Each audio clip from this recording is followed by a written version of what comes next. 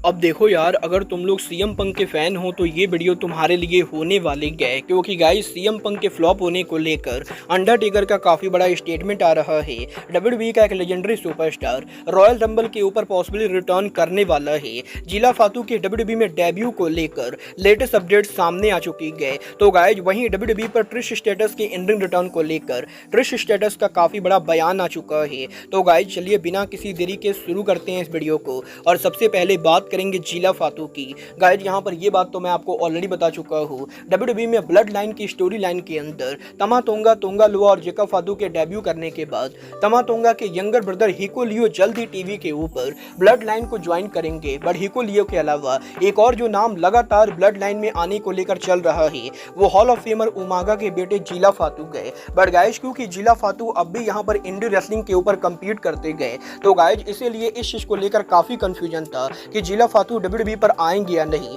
But guys यहीं इस हफ्ते जब यूएसए की बिगेस्ट इंडी रेसलिंग कंपनी जीसीडब्ल्यू के ऊपर जिला फातू ने उनके अपीयरेंस को कैंसिल किया, तो गाइस काफी सारे लोगों को ये लगा कि जिला फातू फाइनली डब्ल्यूडब्ल्यूई के ऊपर आ रहे गए, और इसीलिए जिला फातू डब्ल्यूडब्ल्यूई के बाहर इंडी रेसलिंग पर उनके अपीयरेंस को कैंसिल कर रहे गए। बट अब यहाँ पर जिला फातू के डब्ल्यूडब्ल्यूई पर नहीं आने को लेकर एक काफी बड़ा क्लूज सामने आ चुका है। गाइस यहाँ पर जीसीडब्ल्यू पर तो जिला फातू का अपीयरेंस कैंसिल हो चुका है, बट गाइस यहाँ पर अमेरिका की अनदर इंडी रेसलिंग कंपनी लिमिटलेस रेसलिंग ने इस हफ्ते ये अनाउंस कर दिया है कि जिला फातू अगले महीने अक्टूबर के अंदर उनके शो के ऊपर आने वाले गए। और गाइस यहाँ पर लिमिटलेस रेसलिंग ने ये अनाउंस कर दिया है कि 26 अक्टूबर को जब उनका पेपर व्यू करेंगे तो इंडी रेसलिंग के इस पेपर व्यू के ऊपर जिला फातू शो के ऊपर काम करने वाले गए। और अब जबकि ऑलरेडी एक इंडी रेसलिंग आज से करीबन एक महीने के बाद जिला फातू का अपीयरेंस को अनाउंस कर चुकी है, तो गाइस यहाँ पर नहीं लगता है कि फिलहाल डब्ल्यूडब्ल्यूई के अंदर जिला फातू उनका डेब्यू करेंगे। मतलब ये तो आने वाला टाइम बताएगा कि जीसीडब्ल्यू पर जिला फातू के अपीयरेंस के कैंसिल होने के बाद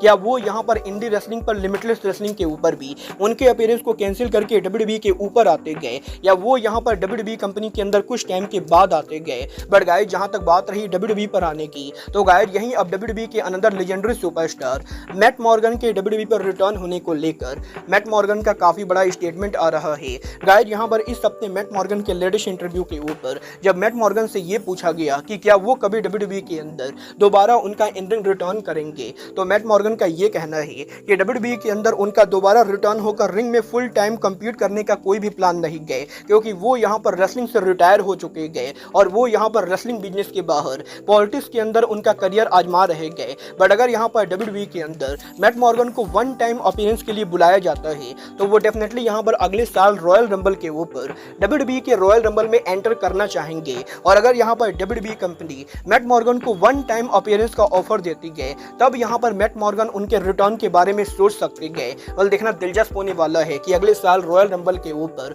मैट मॉर्गन को डब्ल्यूडब्ल्यूई के ऊपर बुलाया जाता है या नहीं। बट गाइस जहां तक बात रही रिटर्न होने की, तो गाइस यहीं डब्ल्यूडब्ल्यूई के legendary female superstar Trish status ने इस हफ्ते डब्ल्यूडब्ल्यूई पर उनके रिटर्न होने को लेकर काफी बड़ा स्टेटमेंट दे दिया है। गाइस यहां पर ट्रिश स्टेटस का ये कहना है कि लास्ट ईयर डब्ल्यूडब्ल्यूई के अंदर कंपीट करने के बाद ट्रिश स्टेटस ये बिलीव करते गए कि वो अब भी रिंग के अंदर बढ़िया तरीके से रेसल कर सकते गए, और इसीलिए डब्ल्यूडब्ल्यूई के अंदर वो यहाँ पर डेफिनेटली दोबारा उनका इन रिंग रिटर्न करना चाहेंगी। और जब यहाँ पर ट्रिश स्टेटस से ये पूछा गया कि वो अगर उनका इन रिंग रिटर्न करती गए तो वो रिटर्न के ऊपर किसको फेस करना चाहेंगी, तो गाइस ट्रिश स्टेटस जवाब देकर ये कहती गए कि डब्ल्यूडब्ल्यूई के अंदर दो ऐसी फीमेल रेसलर है जिनको यहाँ पर ट्रिश स्टेटस फेस करना चाहती गए, जिनमें पहली फीमेल रेसलर डब्ल्यूडब्ल्यूई की money in the bank holder Tiffany Staten है, तो वहीं दूसरी फीमेल रेसलर डब्ल्यूडब्ल्यूई की फॉर्मर वुमेन चैंपियन रिया रिप्ली गए। और गाइस ट्रिश स्टेटस का ये कहना है कि वो यहाँ पर टिफनी और रिया रिप्ली दोनों की ही काफी बड़ी फैन थे, और वो यहाँ पर दोनों के रिंग स्टाइल को काफी ज्यादा पसंद करते गए,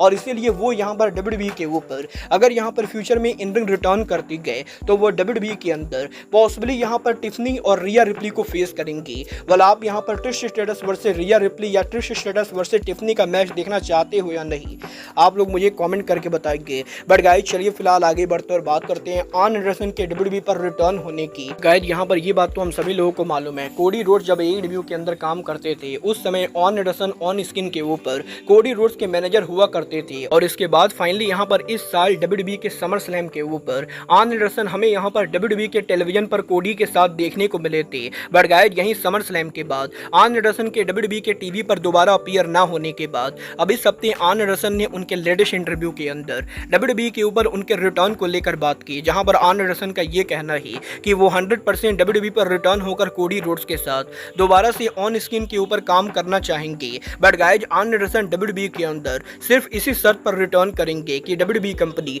आर्न एंडरसन को बढ़िया सैलरी दे, और अगर यहाँ पर डब्ल्यूडब्ल्यूई के द्वारा आर्न एंडरसन को यहाँ पर मोटे पैसे ऑफर किए जाते गए तभी वो यहाँ पर डब्ल्यूडब्ल्यूई को ज्वाइन करने का सोचेंगे। बट अगर यहाँ पर डब्ल्यूडब्ल्यूई कंपनी आर्न एंडरसन को कम पैसे देकर लाना चाहती है तो आर्न एंडरसन यहाँ पर डब्ल्यूडब्ल्यूई पर आना नहीं चाहेंगे। और अब ये डब्ल्यूडब्ल्यूई के ऊपर है कि वो आर्न एंडरसन को मोटे पैसे देकर कंपनी के ऊपर लाती है या नहीं। वाला आपको क्या लगता है, डब्ल्यूडब्ल्यूई को आर्न एंडरसन को लाना चाहिए या नहीं? आप लोग मुझे कमेंट करके बताइए। बट गाइज चलिए फिलहाल आगे बढ़ते और बात करते हैं best in the world CM Punk की। गाइज यहाँ पर अगर आप लोग सीएम पंक को लंबे टाइम से फॉलो कर रहे हो तो आप सभी को ये पता होगा 2013 के अंदर सीएम पंक के डब्ल्यूडब्ल्यूई को लीव करने के बाद सीएम पंक ने यहाँ पर एमएमए के अंदर उनका करियर आजमाया था, जहाँ पर सीएम पंक ने यूएफसी के ऊपर 2 फाइट लड़े। बट गाइस सीएम पंक के एज ज्यादा होने की वजह से सीएम पंक उन दोनों ही फाइट को हार गए। और इसके बाद यहाँ पर सोशल मीडिया के ऊपर बहुत सारे लोगों ने सीएम पंक को मॉक किया था, और आज भी लोग इंटरनेट के ऊपर सीएम पंक को एमएमए के अंदर मोस्ट फ्लॉप रेसलर मानते गए। वाले सप्ताह डेड मैन अंडरटेकर के लेटेस्ट पॉडकास्ट के ऊपर अंडरटेकर ने सीएम पंक के एमएमए करियर को लेकर बात की, जहां पर अंडरटेकर का यह कहना है कि जो भी लोग यहां पर सीएम पंक के एमएमए करियर को लेकर सीएम पंक को मॉक करते गए उन लोगों को यहां पर रेसलिंग और एमएमए के बारे में कुछ भी नॉलेज नहीं गए। और यहां पर अंडरटेकर ये बिलीव करते गए कि सीएम पंक के 36 साल की उम्र में एमएमए के अंदर जाना अपने आप में एक बहुत ही बड़ी बात है, क्योंकि यहां पर नॉर्मली एमएमए के अंदर लोग यहां पर अर्ली डेज के अंदर डेब्यू करते गए, और क्योंकि एमएमए यहां पर रियल होता है तो इसीलिए यहां पर ज्यादा एज के होने के बाद फाइटर्स की यहां पर स्टेमिना कम हो जाती गए, और इसीलिए नॉर्मली एमएमए के अंदर फाइटर यहां पर 35 ईयर तक उनका रिटायरमेंट लेने का प्लान करते गए। बट सीएम पंक के इतने ज्यादा एज होने के बाद भी सीएम पंक ने एमएमए के अंदर जाकर ट्राई किया, और सीएम पंक का एमएमए में जाकर ट्राई करना ये अपने आप में एक बहुत ही बड़ी बात है, क्योंकि सीएम पंक को भी ये बात बढ़िया से मालूम थी कि उनके रेसलिंग बिजनेस में इतने पॉपुलर होने के बाद वो अगर एमएमए के ऊपर फ्लॉप होते गए तो लोग यहां पर उनको मॉक करेंगे। बट गाइस सीएम पंक ने यहां पर ये खतरा लेते हुए एमएमए के ऊपर ट्राई किया, और भले ही वो एमएमए के ऊपर फ्लॉप हो गए बट सीएम पंक ने यहां पर उनके करियर के साथ वो खतरा लिया जो अच्छे लोग लेना नहीं चाहेंगे। और इसी रीजन की वजह से अंडरटेकर यहां पर सीएम पंक को काफी ज्यादा पसंद करते गए, और गाइज अंडरटेकर ये बिलीव करते गए कि सीएम पंक का एमएमए पर जाना उनके करियर के लिए बहुत ही अच्छी चीज थी। वाला आप यहां पर टेकर की बातों से एग्री करते हो या नहीं, आप लोग मुझे कमेंट करके बताइए। बट गाइज अब आज के इस वीडियो में बस इतना ही, मैं मिलता हूं आपसे अपने अगले वीडियो में। बट गाइज तब तक के लिए goodbye, good night and bang.